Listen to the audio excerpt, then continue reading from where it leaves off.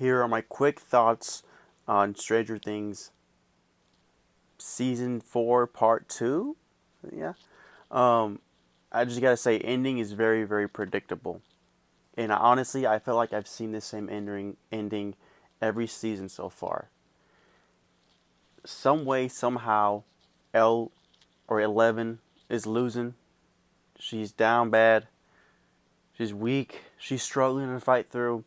Somebody or something comes in, gives her a motivational speech, inspirational meaning, reasons to keep going, and then somehow, some way, she finds the strength within her to overcome whatever she's going through at the very end.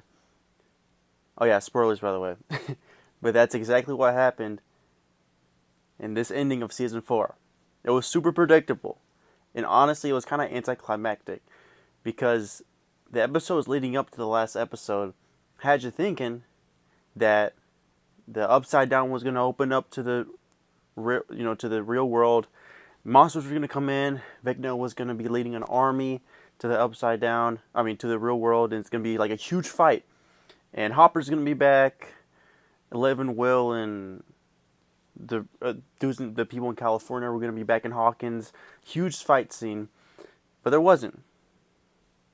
Watching it, I was kind of disappointed, but then I realized, okay, that's going to happen in season 5. But anyway, ending is super predictable. Didn't really like it. That was kind of lazy. Eddie died, which is also predictable. It seems like it's a common thread now with Stranger Things of introducing a new character in the beginning and then killing him or her off at the end. Unfortunately, Max didn't die, which is probably my biggest gripe with this whole show, is that we haven't really had an established character die ever. Because season 1, you had that one redhead chick. Season 2, you had, what's her name? Not his name. The guy from Lord of the Rings. I forgot his name. He died. Season 3, you had Billy, Max's brother. He died. And then this season, you had Eddie. But those were all new characters.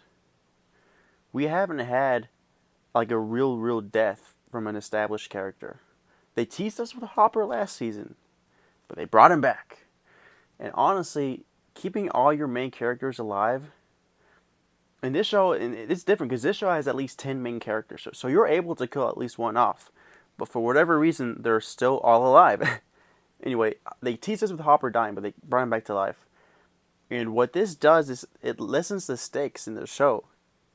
And at first I thought Max was gonna die, and I was very pleased. I'm like, wow, like this is a really good way of her going. She kind of sacrificed herself for the main plot, for the team's goal. But no, she didn't die. She's alive in a coma. But watch, she's gonna be back next season in full health. That's my unfortunate prediction. But yeah, she should have died. She should have died. But overall, it was good. I do have to say, part 1 was definitely better than part 2.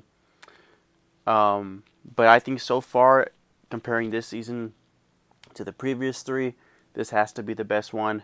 Season 5 is going to be the last season, so I'm anticipating that to be the best season. But who knows? We'll see. But yeah, Stranger Things 4, pretty good. Top 10, I do recommend. Check it out. Bye.